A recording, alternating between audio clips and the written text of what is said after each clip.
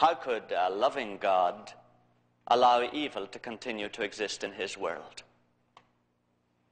If he is loving and almighty and good, then he surely could not do that. If he allows it to exist, then it must be because he can't stop it, so he isn't almighty. And if he wills it to exist, then he cannot be loving. So that's the problem we have. How could a loving, almighty God let evil exist in his world? How could he ever allow an archipelago of prison camps to destroy millions and millions of people in Russia?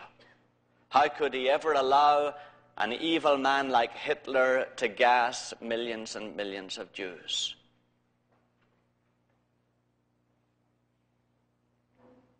And yet, we all know why in our own experience. Every one of us here who has had responsibility for bringing up children, or even those of us who have been responsible for teaching children, or for training and guiding any other person, know that there are two ways you can do it. One, you can imprison them in a protected, sterile environment where evil cannot possibly get at them. Or secondly, you can allow them to go out to school, out into society, out into the world, and to exercise their own free wills, to reject the powers and influences of evil as they come to them. And you know which choice we have all made. We know there is no possibility of producing a live, whole human being with a free will who will be able to choose what is best for him unless you send him out into the midst of influences and of powers and forces that are not always the best for him. Because at least it gives him the opportunity to exercise his free will. And we all have made the choice. All of us here have made the choice already in our schools and the way we run our families. We've made the choice. We've determined that freedom of the will is a more precious thing than freedom from pain or freedom from suffering. We've said that freedom of the will is something that is worth preserving above everything else. And we in our country, of course, especially stand for freedom.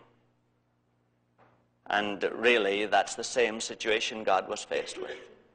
Once he determined that he would create people who would be like himself, free, have free wills, and who would therefore be free to choose to be his friends and to live in love with him forever. Once God determined that, he opened the gate to the Hitlers and the Stalins.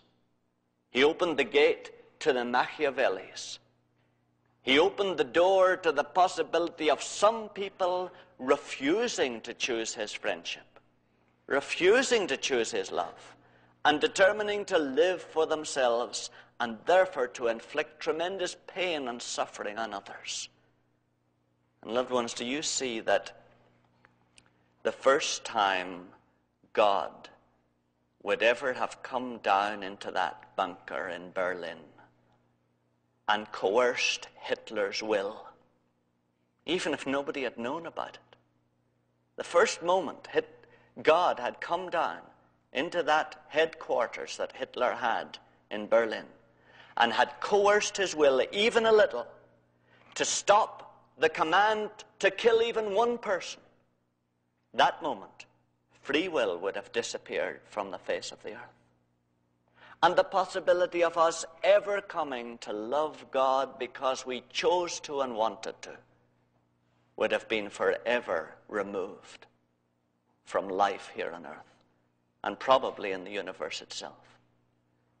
And so, once the Father determined to create us for the very best that he knew, to be people who loved him freely because they wanted to and not because they had no other alternatives, that moment God opened the way to many of us refusing that and in fact making ourselves God, and therefore producing evil in this universe.